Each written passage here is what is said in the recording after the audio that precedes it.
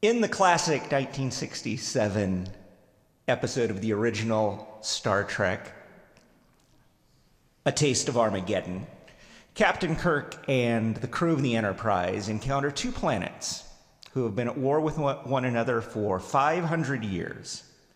They've been at war so long, they have learned to limit the destruction of war, the destruction to infrastructure, and the resulting famines and diseases that follow it. But they have not created bloodless warfare, far from it. Each side has agreed to kill their own people when the computers that carry out the war simulation count them as casualties. Citizens have been so programmed, so conditioned to this solution to warfare, they passively report to the disintegration chambers. And when Captain Kirk confronts the representatives of one of these cultures, the man responds, "There can be no peace. Don't you see? We've admitted it to ourselves. We're a killer species. It's instinctive." Some may object, but are we so different? Even today, we've been reminded in the midst of a celebration of harmony that violence is never far away. According to Wikipedia, 47.4% of Russians are Christian, 85% of Ukrainians, and 68% of Americans. And yet these three, by and large, Christian nations are fatalistically locked in combat.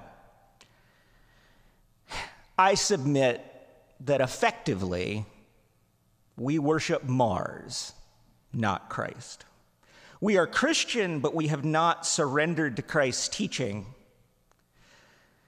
especially his greatest commandments: love your God and your neighbor. Or as I prefer to paraphrase it because it makes more sense to me, love God by loving your neighbor as yourself. Why is this so hard? I suggest because the character in the Star Trek episode was right. Killing is instinctive. I think that this is true biologically and culturally. A paleoanthropologist has determined that humans are an apex predator, and we only diversified our diets after we had wiped out the megafauna that we used to hunt. Megafauna like the woolly mammoth, giant bears, giant beavers, giant camels, and that's just in North America. And don't forget, we're not the only humans. Homo erectus, our most recent ancestor, populated Africa 2 million years ago. 70,000 years ago, there were 4 species of humans on this planet, at least. Homo sapiens, who were still in Africa, Neanderthals in Eurasia, Homo floresiensis in Indonesia, and the Denisovans in Siberia. And for many years, up until 40,000 years ago, after Homo sapiens followed Homo erectus out of Africa, we lived together in Europe with the Neanderthals. And then 40,000 years ago, they disappeared. There are many theories about why this happened, but two of the leading theories are violence, war between these two brother species, and interbreeding. We interbred with the Neanderthals and formed one species. History would say it was probably both, and that the two, the violence and the interbreeding, were connected. But violence is also cultural, especially here in the United States, where we celebrate competition over cooperation, violence over peace, us over them. As one of the candidates for president has reminded us, who wants to be a loser? This is why self-surrender is so hard. The way Paul put it in Ephesians is put on the new man. It's not just a different behavior. Jesus came to show a different way of being human, not just a different cultural way, a way that is at war with our very biology.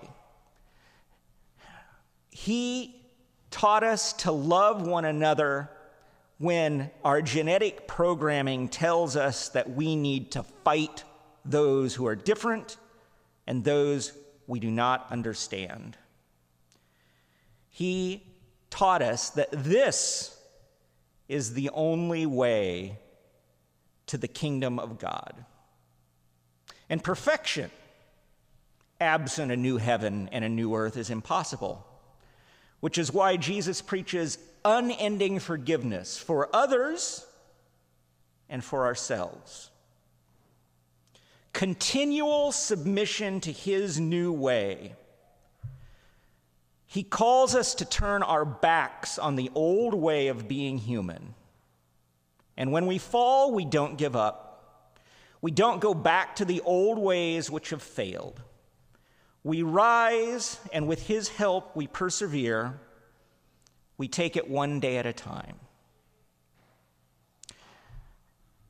I'm going to end not with the words of Paul, but with the words of Captain Kirk, who responded to the man who declared that peace could never be achieved because violence is instinctive. All right, he said, it's instinctive. But the instinct can be fought. We're human beings with the blood of 1,000,000 savage years on our hands, but we can stop it. We can admit that we're killers, but we're not going to kill today. That's all it takes, knowing that we won't kill today. Kyrie eleison, Lord have mercy, may it be so.